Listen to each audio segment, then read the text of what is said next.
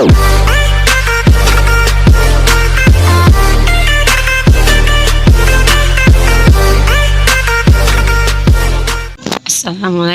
warahmatullahi wabarakatuh. Di video kali ini saya akan menjelaskan bagaimana langkah-langkah menyusun teks eksposisi dengan baik dan benar.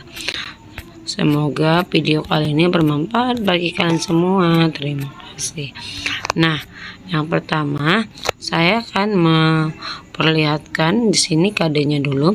Saya ambil di sini KD-nya 4.6, yaitu teks eksposisi. 4.6 ini menyajikan gagasan pendapat ke dalam bentuk teks eksposisi berupa artikel ilmiah populer, lingkungan hidup, kondisi sosial, dan keberagaman budaya dan lain-lain secara lisan dalam tertulis dengan memperhatikan struktur dan kaidah kebahasaan teks eksposisi. Tujuan pembelajaran kali ini adalah peserta didik mampu menulis teks eksposisi dengan memperhatikan struktur dan kaidah kebahasaan teks eksposisi. Nah, sekarang saya akan menjelaskan langkah menyusun teks eksposisi agar kalian menulisnya bisa lebih baik dan benar. Nah, yang pertama, menentukan topik. Menentukan topik ini langkah awal dalam menyusun teks eksposisi. Menentukan topik atau tema yang akan dibahas dalam teks eksposisi. Yang kedua, menentukan tujuan. Dalam menyusun suatu paragraf eksposisi, langkah yang dilakukan setelah menentukan topik adalah menentukan tujuan utama dibuatnya teks eksposisi. Tujuan eksposisi nantinya membantu menciptakan batasan permasalahan atau batasan topik, sehingga teks berfokus membahas suatu tujuan dengan jelas. Yang ketiga, mendapatkan data yang sesuai dengan topik. Setelah topik dan tujuan ditentukan, langkah selanjutnya adalah mendapatkan data yang sesuai dengan pembahasan. Data didapatkan dari berbagai metode seperti studi literatur, dari buku, jurnal ilmiah, dan karya tulis lainnya, wawancara, juga pengisian angket. Yang jelas, data yang didapat harus sesuai dengan topik dan dapat menguraikan tujuan teks eksposisi dengan baik. Data yang didapat sifatnya harus objektif, faktual, dan juga aktual, sehingga bisa memberikan informasi yang baik bagi pembacanya. Nah, kita lanjutkan membuat kerangka karangan.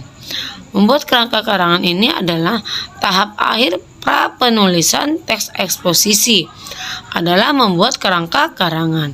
Kerangka karangan adalah rencana penulisan karangan dengan cara merangkai ide, gagasan, juga data yang didapat menjadi suatu alur teks, di mana suatu gagasan dengan gagasan lainnya saling berkesinambungan, dan data yang didapat juga menguatkan ide serta gagasan dengan runtut dan tepat.